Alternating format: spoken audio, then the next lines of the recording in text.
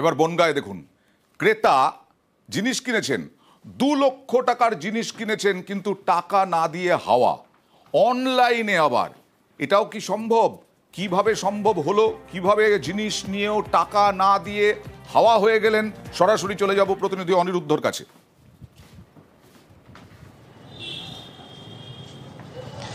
দেখুন তো, উত্তর 24 পরগনার বনগাঁ থানা এলাকায় এই ঘটনা ঘটেছে।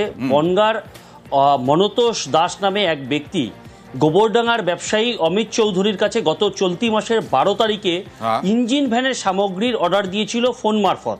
এবং তিনি জানিয়েছিল যে বনগাঁ রেলগেট এলাকায় তার দোকান আছে, মনতোষের দোকান আছে, সেই মতোই তিনি ডেলিভারি করেন তার মালপত্র। এবং তার আগেই, অর্থাৎ রেলগেটের আগেই কালোপুর এলাকায় কিছু মালপত্র নামিয়ে নেওয়া হয়। বলা হয় যে আমার দোকান রয়েছে রেলগেট এলাকায়, সেখানে গিয়ে অন্য যে সমস্ত সামগ্রী ছিল বাকি সেগুলোকে নামিয়ে দেবেন। সেই মতোই সেখানে এসে তারা দেখতে পারেন যে মনতোষ বাবুর কোনো দোকান সেই এলাকায় নেই। তারপরেই তারা বুঝতে পারেন যে তারা প্রতারণার শিকার হয়েছেন। তারপরে বনগাঁ থানায় তারা লিখিত অভিযোগ দায়ের করেছিল।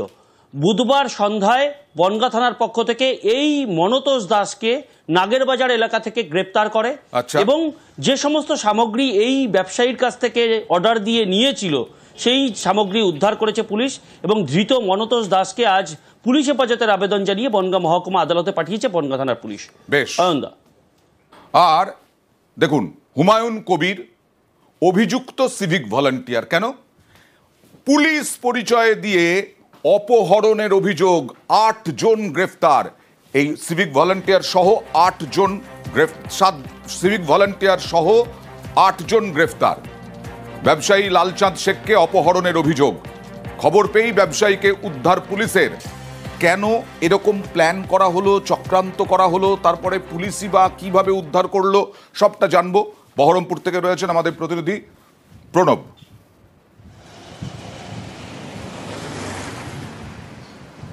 দেখো, ডোমকলের বাজিতপুরের ব্যবসায়ী লালচাঁদ শেখের সঙ্গে দীর্ঘদিন ধরে পারিবারিক একটি জমি নিয়ে গণ্ডগোল চলছিল তার ভাইদের সঙ্গে, এবং তারই জেরে এই ডোমকল থানার যে সিভিক ভলেন্টিয়ার হুমায়ুন কবির, তার নেতৃত্বে একটি দল তৈরি করে এবং পুলিশ সেজে তাকে তুলে নিয়ে যাওয়া হয় এবং তাকে রীতিমতনভাবে অপহরণ করা হয় তার দোকান থেকে।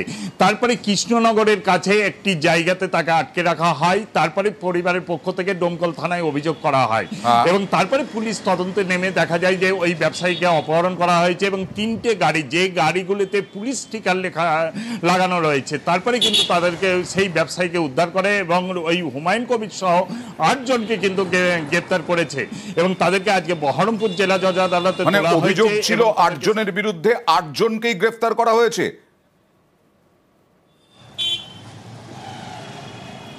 হ্যাঁ, পুলিশ আরো কয়েকজনের বিরুদ্ধে অভিযোগ রয়েছে, অনেককেই তোলা হয়েছে। তাদের মধ্যে 8 জনকে গ্রেপ্তার হয়েছে এবং তাদেরকে জিজ্ঞাসাবাদ করে আরো অনেক তথ্য পাওয়া যাবে এবং এই ঘটনার সঙ্গে আরো অনেকে যুক্ত বলে পুলিশ মনে করছে এবং তাই সেই ব্যাপারে কিন্তু ডোমকল থানার পুলিশ কিন্তু তদন্ত করছে। বেশ।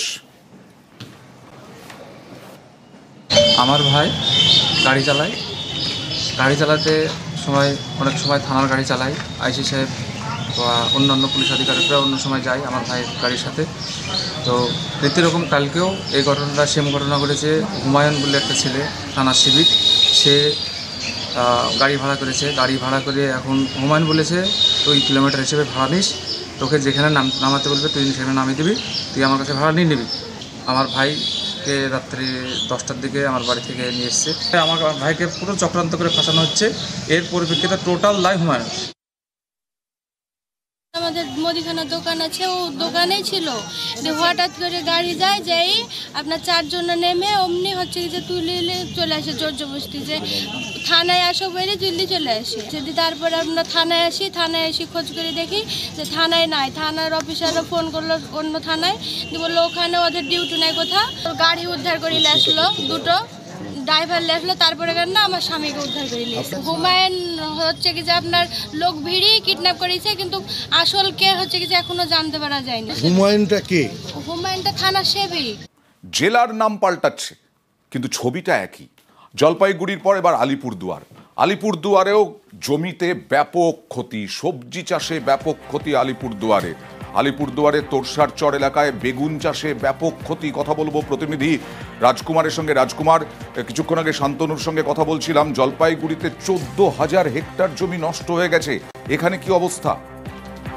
অয়ন্ত, দেখো, ক্ষয়ক্ষতির পরিমাণটা আমাদের জেলা আলিপুরদুয়ারে কিছুটা কম হলেও কিন্তু ক্ষয়ক্ষতি কিন্তু প্রচুর হয়েছে।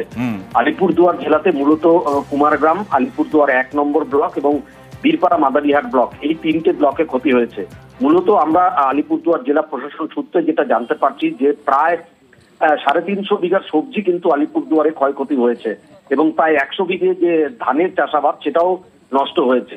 মূলত তোরসার চরে যে বেগুনের চাষ হতো, একেবারে ফলন্ত বেগুন গাছ নষ্ট হয়ে গেছে।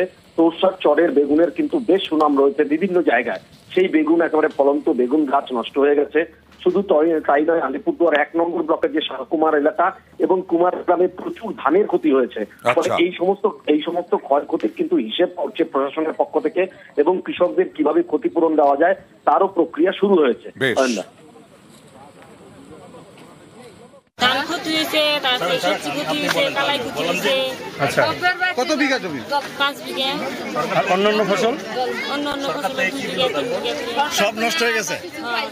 হঠাৎ করে লক্ষ্মী পূজার আগের দিন যে জলটা আসলো আমাদের, তো সবাই তো খেতে ফসল লাগিয়েছিল, যেরকম ধান ছিল, ধানের সাথে সবজি ছিল, যেরকম ফুলকপি, বাঁধাকপি, টমেটো, এরকম ইত্যাদি অনেক কিছু ছিল আর কি। জল জমে যাওয়ার কারণে ওই দিন তো 24 ঘন্টা তো জল মানে ফুলফিল নামতে পায় নাই, তো 48 ঘন্টার পরে যেরকম মোটামুটি জলটা নেমেছে, কুদ্রির পাওয়ারে ওই গাছগুলা ঝিমে ঝিমে মরে যাচ্ছে। মাথা ভাঙাতেও জমির পর জমি নষ্ট, একেবারে দুর্যোগ প্লাবনে দেখলেই চোখে জল আসবে। এই যে কষ্ট করে জমির ফসল ফলানোর চেষ্টা করেছিলেন কৃষকরা, কি অবস্থা? কথা বলবো প্রতিনিধি রাজেশের সঙ্গে, সংক্ষেপে জানতে চাইবো কতটা ক্ষতি হয়েছে। দেখো, আমরা বন্যায় মাথাভাঙা 1 ব্লকের কেদারহাটে জল ঢাকার জলে প্লাবিত হয়েছিল এলাকার অধিকাংশ গ্রাম। সেই গ্রামে কিন্তু যারা ধান চাষ করেছিলেন পুরোটাই জলের তলায় তলিয়ে গিয়েছিল এবং জল নামার পরে কিন্তু দেখা যাচ্ছে সেই ধানের যে চারা সেগুলো কোথাও মরে গিয়েছে, কোথাও নষ্ট হয়ে গিয়েছে। পাশাপাশি সেই জমিতে বালি চলে আসায় কিন্তু ব্যাপক ক্ষতির মুখে ওই এলাকা। একদম বালি চলে এসেছে, তার মানে কতটা জমির ক্ষতি হবে।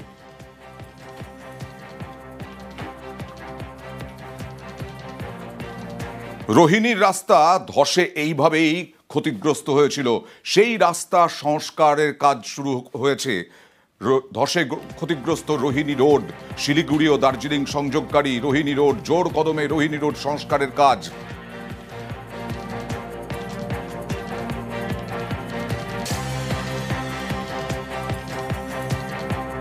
এখন দিনেরও কাজটা হচ্ছে, রাত্রিবেলাও কাজ হয়েছে মোটামুটি।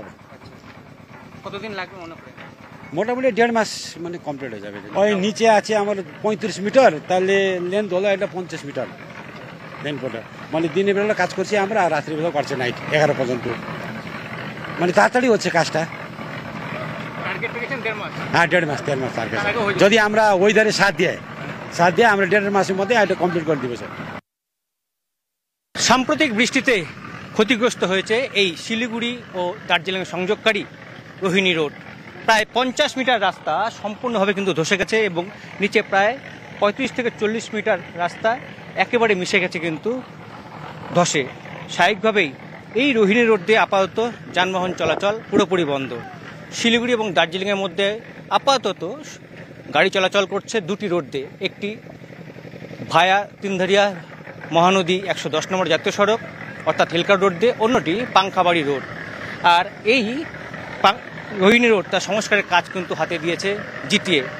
দিন রাত এক করে কিন্তু জিটিএ কর্মীরা রাস্তা সংস্কার করছে। গতকালই দার্জিলিংয়ের প্রশাসনিক বৈঠকে মুখ্যমন্ত্রী ঘোষণা করেছেন যাতে দ্রুত এই রোহিণী রোড সংস্কার করা হয়, সেদিকেও তার নজর রয়েছে। আর সেই মতো কিন্তু জিটিএ এই কাজ করছে এবং তাদের আশা, যদি আবহাওয়া সাথ দেয়, 1.5 মাসের মধ্যে রোহিণী রোড সম্পূর্ণভাবে যানবাহন চলাচলের পক্ষে উপযোগী হয়ে উঠবে। ক্যামেরায় অলোক কুমার দের সঙ্গে পার্থপ্রতিম সরকার, নিউজ 18 বাংলা, রোহিণী, কার্শিয়াং।